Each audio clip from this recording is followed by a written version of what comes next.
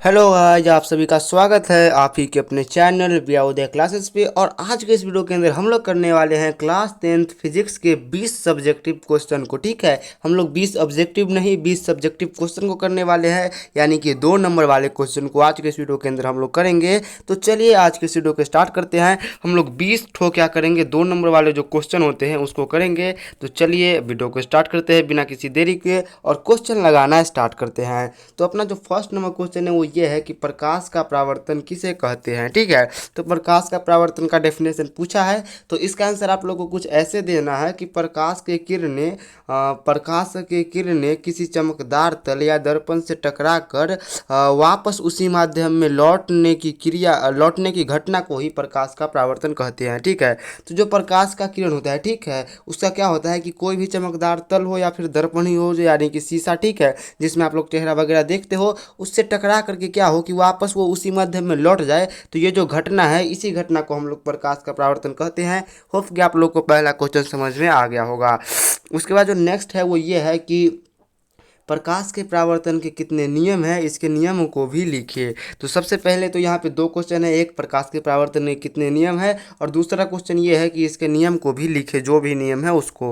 तो पहला आंसर आप लोग को ऐसे देना है कि प्रकाश के परावर्तन के 2 नियम होते हैं जो निम्नलिखित है। तो प्रकाश के परावर्तन के कितने नियम होते हैं, 2 नियम होते हैं और वो दोनों यहाँ पे लिखा हुआ है। तो जो सबसे पहला लिखा गया है वो ये लिखा गया है कि आपतित किरण, परावर्तित किरण और अभिलंब तीनों एक ही समतल तल पे होता है। ठीक है, तो जो आपतित किरण होता है और परावर्तित किरण होता है और जो अभिलंब होता है, ये जो तीनों है, तीनों एक ही समतल तल पे होता है। ठीक है, उसके बाद जो नेक्स्ट है वो ये है प्रकाश के परावर्तन का नियम कि आपतन कोण परावर्तन कोण का मान बराबर होता है। जो आपतन कोण और परावर्तन कोण होता है, इन दोनों का मान आपस में एक बराबर होता है। ठीक है, इसको हमने हाईलाइट कर रखा है जो कि आप लोग को अच्छे से दिख रहा होगा।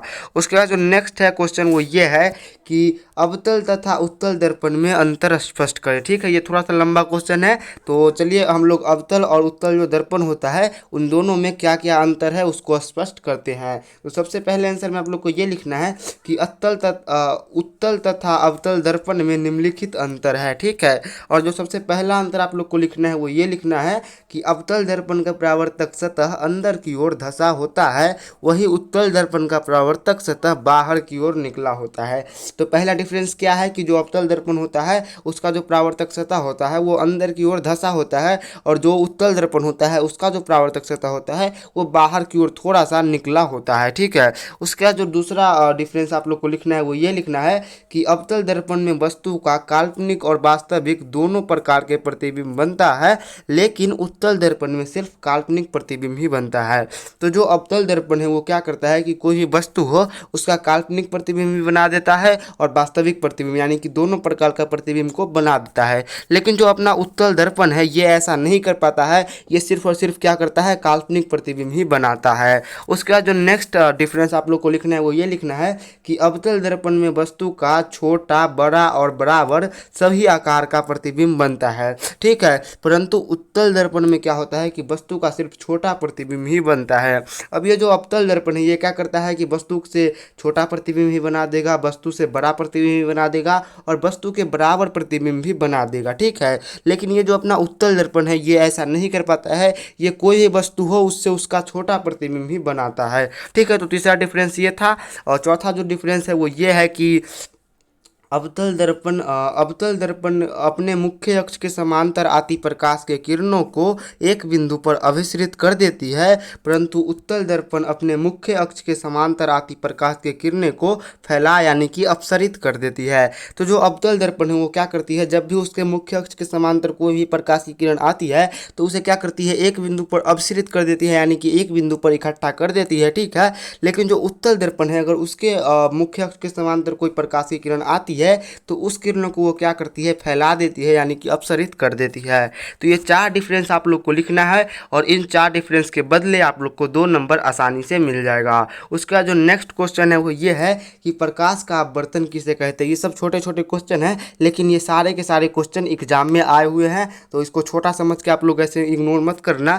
तो जो इसका आंसर आपको देना है वो ये देना है कि जब प्रकाश की किरणें एक पारदर्शी माध्यम से दूसरे पारदर्शी माध्यम में गमन करती है तो प्रकाश की किरणें अपने वास्तविक पथ से विचलित हो जाती है, इस घटना को ही प्रकाश का अपवर्तन कहते हैं। तो जब प्रकाश की किरणें क्या होती है कि एक पारदर्शी माध्यम से दूसरे पारदर्शी माध्यम में जाती है, ठीक है, तो जो पारदर्शी माध्यम में जब जाती है तो क्या होता है कि जो प्रकाश का जो मेन होता है यानी कि अपना वास्तविक उसका जो पथ होता है, रास्ता होता है, उससे वो विचलित हो जाती है यानी कि भटक जाती है, और ये जो घटना होता है इसी घटना को हम लोग प्रकाश का अपवर्तन कहते हैं। उसका जो नेक्स्ट क्वेश्चन है वो ये है कि प्रकाश के अपवर्तन के नियम को लिखे।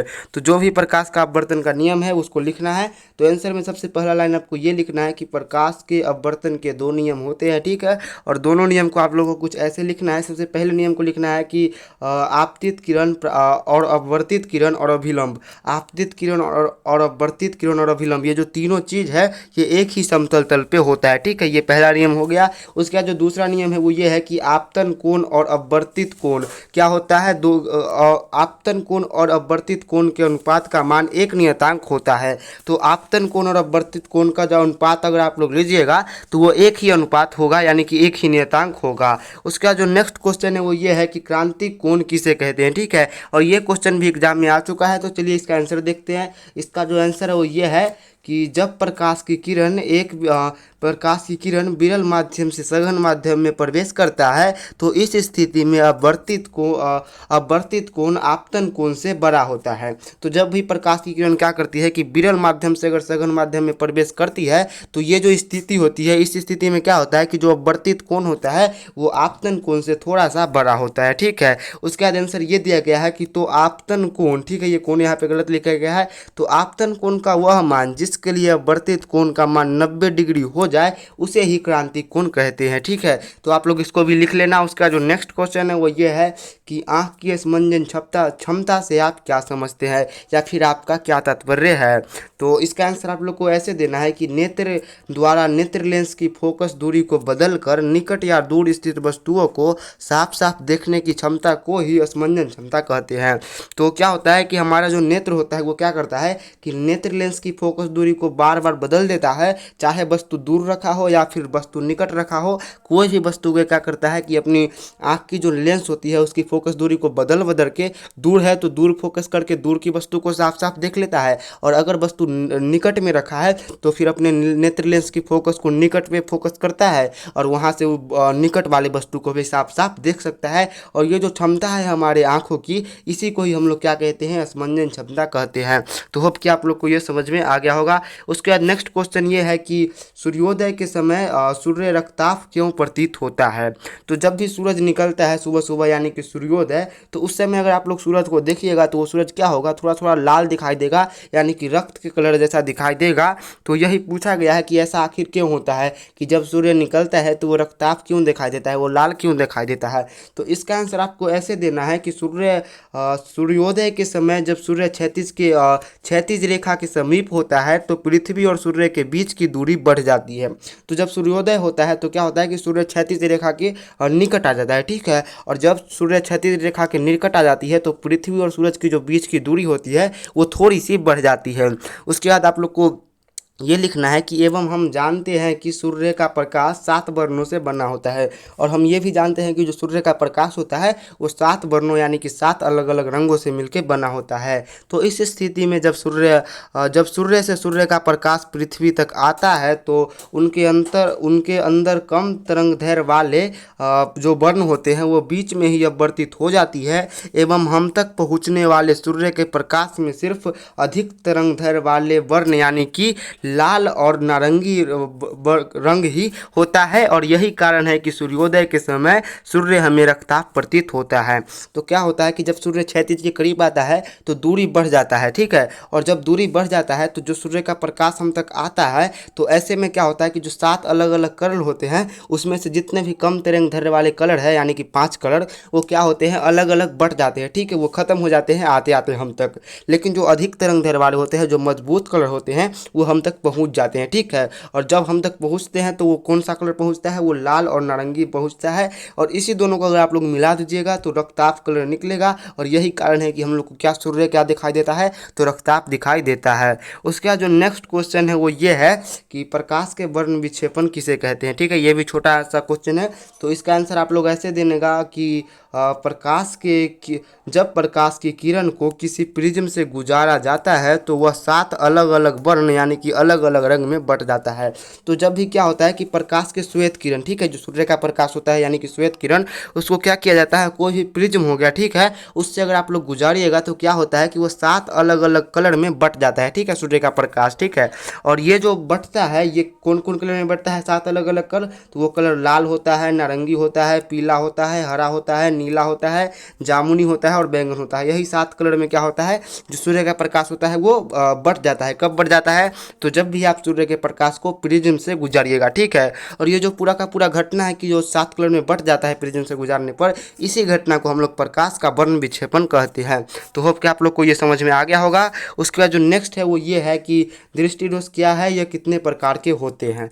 तो इसका आंसर आप लोग को ऐसे देना है कि जब मानव नेत्र द्वारा निकट या दूर स्थित वस्तु को साफ साफ देखने में कठिनाई होती है तो इसे ही दृष्टि दोष कहते हैं। तो देखिए, जो मानव नेत्र होता है उसके द्वारा कोई वस्तु दूर रखा हो या फिर लग रखा हो, उसको देखने में अगर परेशानी हो रही है तब हम कहते हैं कि वो जो मानव जिसको परेशानी हो रही है उसकी आँख में क्या है, तो दृष्टि दोष हो गया है, ठीक है। और इसे ही हम लोग क्या कहते हैं, दृष्टि दोष कहते हैं। और ये जो दृष्टि दोष होती है यह मुख्यतः 3 प्रकार के होते हैं, ठीक है। पहले प्रकार को हम लोग कहते हैं निकट दृष्टि दोष, दूसरे प्रकार को कहते हैं दूर दृष्टि दोष और तीसरे प्रकार को कहते हैं जरा दूरदर्शिता, ठीक है। तो ये 3 अलग अलग प्रकार के दृष्टि दोष होते हैं। उसके बाद जो नेक्स्ट क्वेश्चन है वो ये है कि विद्युत विभव किसे कहते हैं, ठीक है। ये एक लाइन का क्वेश्चन है कि विद्युत विभव किसे कहते हैं। तो इसका आंसर आप लोग को ऐसे देना है कि किसी एकांक धनावेश को अनंत से किसी बिंदु तक लाने में किया गया कार्य उस बिंदु का विभव कहलाता है। तो कोई भी एकांक धनावेश यानी कि एक अंक धनावेश हो गया, उसको क्या हुआ, अनंत से कोई बिंदु तक लाने में जो भी हम काम करते हैं, जो भी हमें काम करना पड़ता है, वो जो काम होता है वही उस बिंदु का विभव कहलाता है। और विभव का जो सूत्र होता है वो होता है V = I/R, जो कि यहाँ पे लिखा गया है। उसके बाद जो नेक्स्ट क्वेश्चन है वो ये है कि विद्युत धारा कॉमा विद्युत आवेश एवं प्रतिरोध की परिभाषा लिखे, ठीक है। इन तीनों की हमें क्या करना है, परिभाषा लिखना है और साथ ही इसका हम लोग को एसआई मात्रक भी लिखना है। तो जो सबसे पहला को लिखना है वो है विद्युत धारा। तो सबसे पहले आप लोग को विद्युत धारा पॉइंट देना है और उसमें ये लिखना है कि किसी चालक तार से प्रति इकाई समय में प्रवाहित आवेश ही विद्युत धारा कहते हैं। तो कोई भी चालक तार हो गया, उससे प्रति इकाई समय में जितना भी आवेश प्रवाहित होता है उसी आवेश को हम लोग विद्युत धारा कहते हैं। और ये जो विद्युत धारा होता है इसका एसआई मात्रक एम्पियर होता है। तो ये विद्युत धारा हमने समाप्त कर दिया। उसके बाद दूसरा हमें विभव पढ़ना है। तो विभव तो हमने अभी भी पढ़ा है कि विभव किसे कहते हैं, तो किसी इकाई धनावेश को अनंत से किसी बिंदु तक लाने में किया गया कार्य उस बिंदु का क्या कहलाता है, तो विभव कहलाता है। और ये जो विभव होता है इसका एसआई मात्रक होता है विभवांतर, यानी कि इसे विभवांतर में मापा जाता है। उसके बाद जो नेक्स्ट क्वेश्चन है, नेक्स्ट टॉपिक है वो ये है कि प्रतिरोध किसे कहते हैं। तो प्रतिरोध किसी चालक तार का वह गुण है जिससे उसमें प्रवाहित विद्युत धारा का विरोध करता है। इसका एसआई मात्रक ओम होता है। तो जो प्रतिरोध है ये कोई भी जो चालक तार होता है उसका एक गुण होता है। और उस गुण के अंदर क्या होता है कि जब भी उस चालक तार में विद्युत धारा प्रवाहित होता है तो वो जो प्रतिरोध वाला गुण है वो उस विद्युत धारा का विरोध करता है, यानी कि वो नहीं चाहता है कि इसमें से विद्युत धारा प्रवाहित हो, ठीक है। उसके बाद जो नेक्स्ट है क्वेश्चन वो ये है कि ओम का नियम क्या है, ठीक है। तो ये क्वेश्चन एग्जाम में बहुत बार आ चुका है कि ओम का नियम क्या है। तो ओम का नियम आप लोग को आंसर ये लिखना है कि ओम के नियम के अनुसार अचर ताप पर किसी परिपथ में प्रवाहित विद्युत धारा का मान परिपथ के सिरों के बीच उत्पन्न विभवांतर के समानुपाती होता है। तो अगर अचर ताप पर हम लोग क्या करें, कोई भी परिपथ हो, ठीक है। अगर अचर ताप यानी कि ताप बदले ना, ठीक है, जो ताप है उसी ताप पर, ठीक है। जैसे में 45 डिग्री है तो 45 डिग्री के ताप पर ही हम लोग क्या करें कि कोई एक परिपथ ले, ठीक है। और उस परिपथ में अगर हम लोग लोग विद्युत धारा को प्रवाहित करें तो उसके सिरों में जितना भी उसके सिरों के बीच जितना भी क्या होगा, जितना धारा हम प्रवाहित करेंगे और उसके सिरों के बीच जितना भी विभवांतर उत्पन्न होगा वो दोनों एक दूसरे के समानुपाती होंगे, यानी कि जो आई धारा है वो भी के समानुपाती होगा, जो कि यहाँ पे सूत्र में लिखा गया है। और अगर हम लोग इस समानुपाती के चिन्ह को हटाते हैं तो हम लोग को क्या होना करेगा कि भी के बटा में क्या देना होगा, आर को देना होगा, जो कि हमने दे रखा है। तो ये दोनों सूत्र ओम का ही है। उसका जो नेक्स्ट क्वेश्चन है वो ये है कि एमीटर और वोल्ट मीटर के उपयोग को बताएं। ठीक है, तो एमीटर और वोल्ट मीटर के उपयोग के बारे में पूछा गया है, तो चलिए इसको भी देखते हैं। तो आंसर आप लोग को ऐसे देना है, सबसे पहले तो एमीटर के बारे में बताना है। ठीक है, तो एमीटर का उपयोग क्या होता है कि एमीटर का उपयोग किसी परिपथ में प्रवाहित विद्युत धारा को मापने के लिए किया जाता है। तो जो एमीटर होता है उसका उपयोग कहाँ किया जाता है, तो कोई भी विद्युत परिपथ यानी कि जो तार होता है, हम लोग देसी लैंग्वेज में बोलते हैं तार, उसमें जितना भी धारा प्रवाहित होता है तो उस धारे को जितना विद्युत धारा प्रवाहित होता है तो उस विद्युत धारा को मापने के लिए ही क्या किया जाता है, एमीटर का उपयोग किया जाता है। उसके बाद है वोल्ट मीटर। तो वोल्ट मीटर का उपयोग किसी परिपथ के सिरों के मध्य उत्पन्न विभवांतर को मापने के लिए किया जाता है। तो जो वोल्ट मीटर होता है इसका उपयोग कहाँ किया जाता है, तो कोई भी परिपथ यानी कि कोई भी हो गया तार, उसके सिरों के बीच जितना ही विभवांतर उत्पन्न होता है वो जो विभवांतर होता है इसी को मापने के लिए हम लोग वोल्ट मीटर का उपयोग करते हैं। उसके बाद जो नेक्स्ट क्वेश्चन है वो ये है कि विद्युत धारा के ऊष्मीय प्रभाव किन कारकों पर निर्भर करता है। तो जो विद्युत धारा का ऊष्मीय प्रभाव होता है ये किन किन कारकों पर निर्भर करता है, ये इस वीडियो के अंदर इस क्वेश्चन के अंदर पूछा गया है। तो इसका आंसर आप लोग को ऐसे देना है कि विद्युत धारा का ऊष्मीय प्रभाव निम्न कारकों पर निर्भर करता है, यानी कि ये जो कारक लिखे गए हैं इन पर क्या करता है, ये जो विद्युत धारा का ऊष्मीय प्रभाव है निर्भर करता है।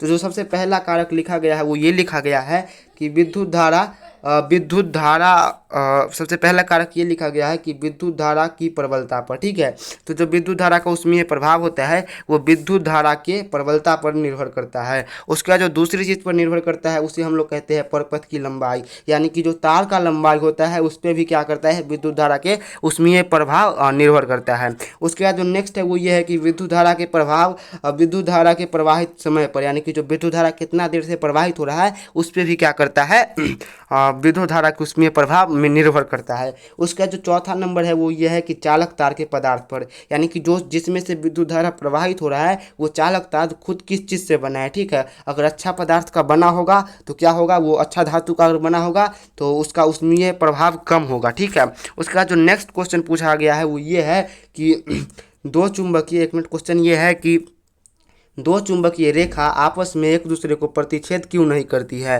तो जो दो चुंबकीय रेखा होती है वो आपस में कभी एक दूसरे को प्रतिच्छेद नहीं करती है, और क्यों नहीं करती है इसी के बारे में इसमें पूछा गया है। तो इसका आंसर आपको ऐसे देना है कि अगर दो चुंबकीय रेखा एक दूसरे को प्रतिच्छेद करती है तो इस स्थिति में हमें एक ही समय पे एक ही बिंदु से दो अलग अलग दिशा की स्पर्श रेखा प्राप्त होती है, जो कि असंभव है। अतः चुंबकीय क्षेत्र रेखा आपस में प्रतिच्छेद नहीं करती। तो अगर देखिए हम लोग जानते हैं कि दो चुंबकीय क्षेत्र रेखा आपस में प्रतिच्छेद नहीं करती, और अगर हम लोग मान लें कि अगर कभी ऐसा होता है कि दो चुंबकीय क्षेत्र रेखा आपस में एक दूसरे को प्रतिच्छेद करती है तो ये जो स्थिति होगा, इस स्थिति में हमें क्या प्राप्त होगा कि एक ही बिंदु से और एक ही समय पे दो अलग अलग दिशा की स्पर्श रेखा प्राप्त होगी। तो आप लोग मुझे ये बताइए कि एक आदमी है, ये एक समय में दो अलग अलग दिशा में चल सकता है? बिल्कुल भी नहीं चल सकता है। और सेम ऐसा ही हम लोग स्पर्श रेखा के साथ ही करते हैं, तो ऐसा करना असंभव है। ठीक है ना, ऐसा हो ही नहीं सकता। तो ऐसा नहीं हो सकता, इसका मतलब ये भी नहीं होगा कि दो चुंबकीय रेखा कभी अपने आप को क्या करेगा, एक दूसरे को काटेगा। ठीक है, प्रतिच्छेद भी नहीं करेगा। तो ये इसका पूरा का पूरा कॉन्सेप्ट है। उसका जो नेक्स्ट है वो ये है कि फ्लेमिंग का बाम हस्त का नियम लिखिए।